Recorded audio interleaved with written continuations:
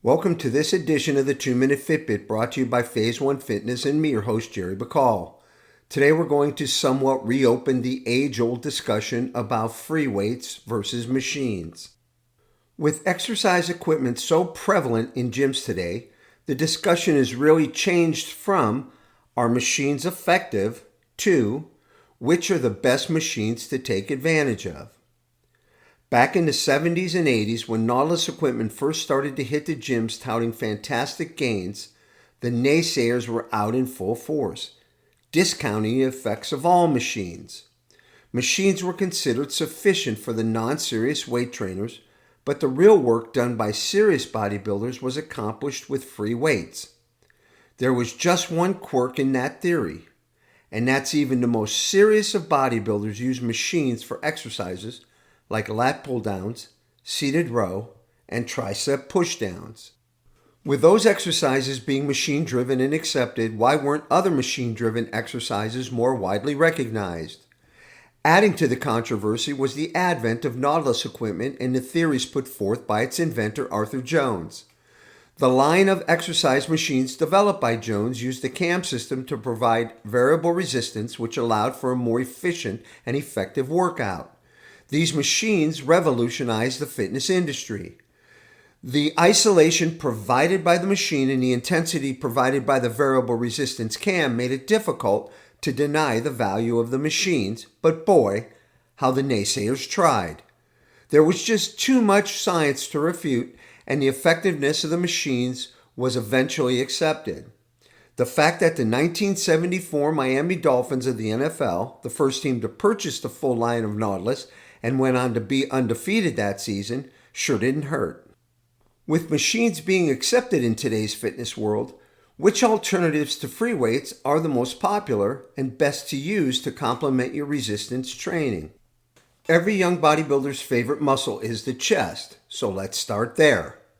The standard barbell chest press has to be one of the most popular exercises in the gym. Besides the chest, it also puts strain on the shoulder muscles to act as stabilizers.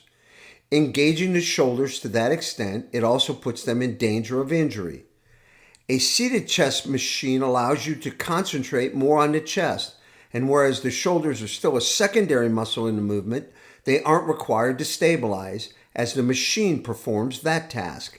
In that situation, you can concentrate more on the target muscle.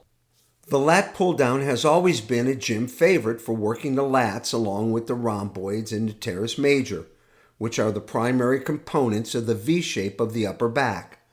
By using multiple grips, an overhand or pronated, underhand or supinated, or neutral, you're sure to activate all the muscles of the upper back, whether by direct stimulation, secondary stimulation, or stabilization.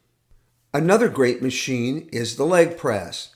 The leg press will give your legs, from calves to quads to hamstrings, a complete exhaustive workout. The movement does a great job of simulating the squat and has proven to give bodybuilders even more leg development than doing free weight squats, all with the reduced risk of injuring the lower back. The effectiveness was proven by those such as Dorian Yates, a 6-time Mr. Olympia winner known for his mass, who used the leg press machine for his leg development. Cable exercises are also great movements as they tend to keep the tension of the weight in direct line with the target muscle. A perfect example of this is the tricep kickback movement. Done with a dumbbell, much of the tension is straight downward from the force of gravity. Utilizing a cable, the tension stays directly in line with the extension of the forearm anchored by the pivoting elbow. Throughout the whole exercise, the tension starts and stays with linear movement. Another advantage of machine-driven exercises is the ability to easily implement intensity techniques such as drop sets. By simply having a couple of extra pins that can be positioned prior to the set, you can easily and effectively increase the intensity of the exercise.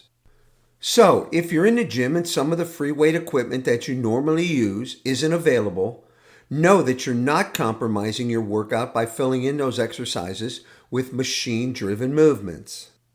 Thank you for tuning into this edition of the 2-Minute Fitbit brought to you by Phase 1 Fitness. Join us again when we discuss another interesting topic.